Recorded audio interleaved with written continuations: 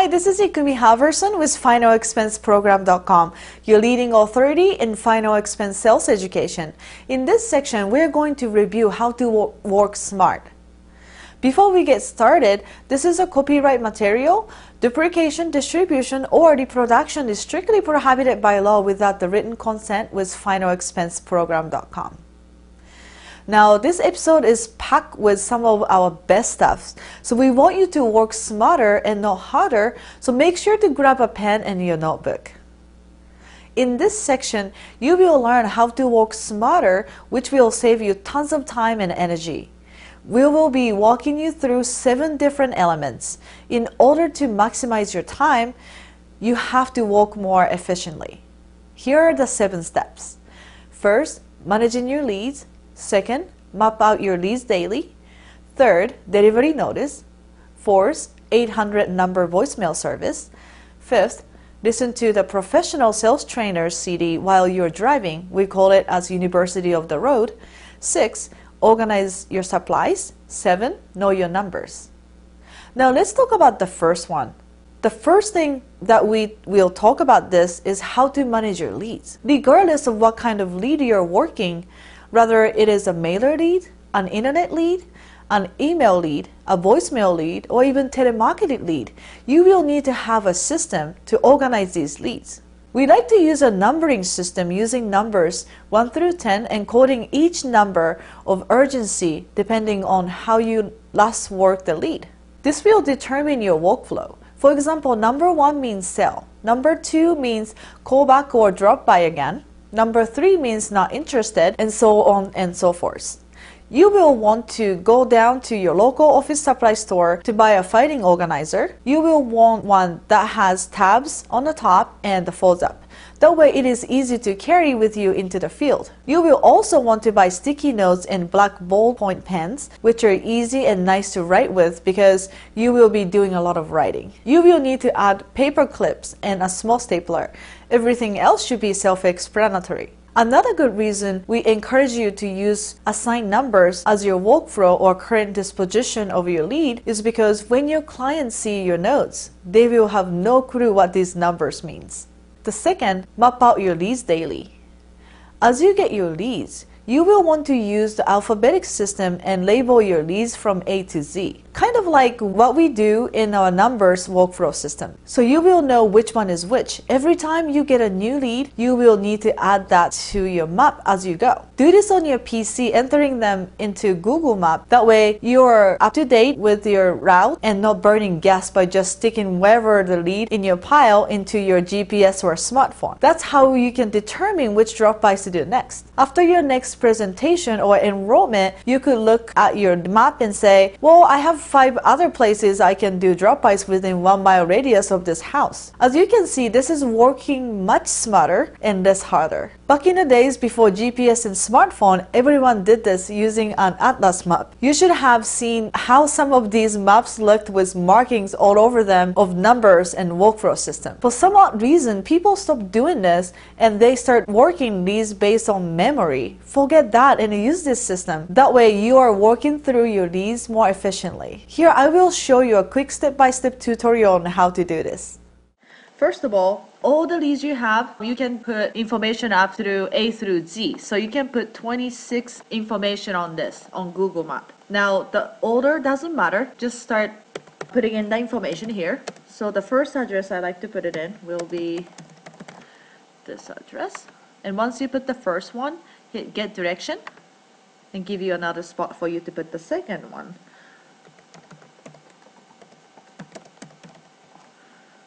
Okay, and a great thing about Google Map is once you start typing in the address, they suggested this is the address, so sometimes you don't even have to put the whole address in there. Now after that, you're gonna hit add destination and keep doing the same thing. There you go.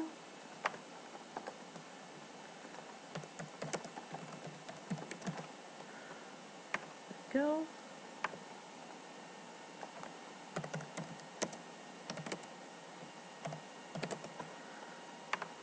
There you go. So once you put all these information in, hit get direction. So they should give you all these where this information you put it in is located at. Now, I personally like to do drop-bys from where coming from to the furthest. So in this case, if I'm driving from the nose end, this lead should be A. So I'm gonna simply go to C and drag it all the way up to A. So now this is A. Now, if you're coming from this way, this one should be the next one that I should be doing drop-bys. So go to D and move it up to the B spot. And you keep doing this. So in this case, these should be here, and this should be swap. That way, if I'm driving from nose end, I should be doing drop-bys A, B, C, D, E. This is one of the most effective route that I should be doing. Now, once you're done with that, all the paper leads you just printed out, make sure to put those leads in order by A through whatever the alphabet you have. And on the top right corner, make sure to write this address, these is A, this one is B. That way you will know by looking at this map which lead is where. And once you're done with that, I love to use the snipping tools, but a lot of computers don't have them. So if you don't have those, and if you're using Windows, you can simply go to Control Print Screen and go to the Paint, and you can create the same thing. But this is a lot easier for me, so I always like to use them. And now once you capture those area, you're gonna save it on the desktop. And I just put the zip code that I just created in. Then you're gonna open the Word document and go to Insert, Picture, go to the desktop, and find the caption you just created and insert. Okay, and then the reason why I do this because I like to know, for example, I already been to drop-bys on A, then I sold it. I'm gonna scratch this. That way I don't have to go to this address anymore and take out the leads, A leads out of the pile. That way, next time I do in drop-bys, the first one I need to go is B, and so forth. So it's really easy to know which area you still need to do drop-bys on. And this is it. It's very simple steps.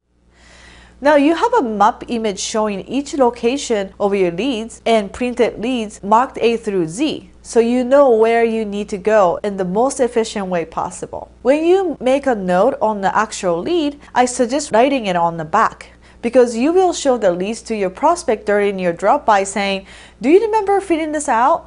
Is this your handwriting?" So make sure to watch the drop-by episode to learn how to do this. Next is third, delivery notice. You can order delivery notice from our website. The purpose of delivery notice is get you in the door. When you're doing drop-bys, many people will not be home, or they might just not be answering the door. So when you leave the delivery notice on the door, it creates urgency that, oh, I have a package that needs to be delivered.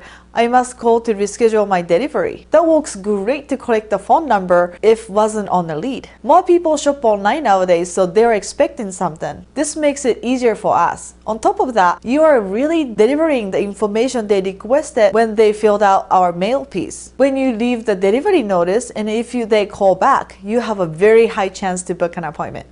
The fourth one is 800 number voicemail service. This service allows you to get voicemail from all the delivery notice you put on the doors. This will be the numbers that you will leave on your sticky notes. The cost for this is about $6 a month. This way, you don't have to pick up all the calls when it comes in and then overcome why you need to come out to the house. Some people are afraid you're coming to sell them something without even know what it is. So on the voicemail message, you will want to have it professionally recorded that says something like this. You have reached the benefit department. Unfortunately, we've had a tremendous response for delivery out to end of life running service package that we cannot answer the phone at this moment. Please leave your name, address, and the best time to deliver your package in the next day or two. Thank you and have a great day. This is working smarter and not harder, pre-booking appointments for you for the future. Fifth one is listen to the professional sales trainer CD while you're driving. Sales is the easiest low-paying job and the hardest high-paying job. We need to learn something new every day to improve ourselves to better serve our clients. Act as you are a professional athlete. Once he becomes a champion, does he quit working out? No way, right? He still keeps training himself to defend his title. Keep on learning by reading books or listen to the audiobooks. Be the best. And make sure to keep your sales audiobooks in your car in a not so visible place. That way when your clients walk you out to your car, they're not seeing sales training CDs. It could make them feel like, oh my gosh, I just got sold.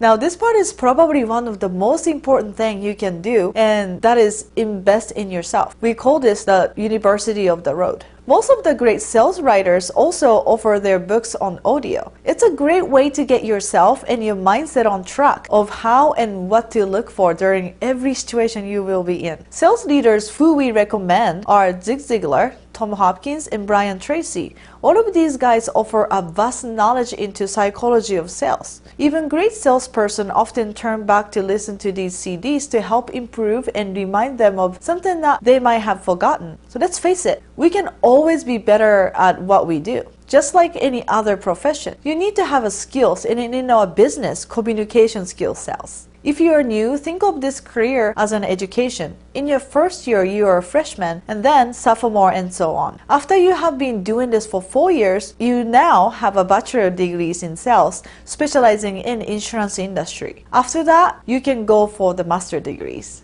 We will be hosting a webinar where you can get bonus audio version of all of our episodes. That way you can listen to them in your car. 6. How to organize supplies. Here is an example of my organizer. Get a big plastic container, files, and tabs. I categorize each insurance company and forms in alphabetical order. Put this in your trunk or back seat so you have access anytime when you're in the field. Also, keep your car somewhat clean. For me, I must say 95% of my clients walk out to my car after the presentation. The 7th, know your numbers. In order for you to improve yourself, you must know your status just like pro sports players. At least once a day, track what you did, track your number for how many leads in hand, how many drop-bys you did, what is your booking ratio, what is your show ratio, how many presentations did you have, what is your closing ratio, how many appointments did you have, etc. We have a scheduler in our next level training if you so choose to get access to it. What if I told you there was a technology that works both on your PC and smartphone that will help you do all of this? Would that be something you would like more information about? I'm sure you would. We are working on an app that will do all of this for you, maximizing your time to work efficient, smart, and organized. If it is available, you will see an option for that when the next level opens up. Okay guys, that is all the time we have for today's subject. Make sure to like us on Facebook, and if you have any questions or idea, this is a blogging community. Share with us some of the best books or audio that you have seen or heard. We would love to hear about what you took away from this training, what changes you are going to make, as well as your result. If you have any questions, I'm sure someone in our community will love to answer them as soon as they can. Again, we appreciate your involvement, your commitment to learn, and your membership into this community. This is Ikumi Halverson with Final Expense Program. See you on the next training.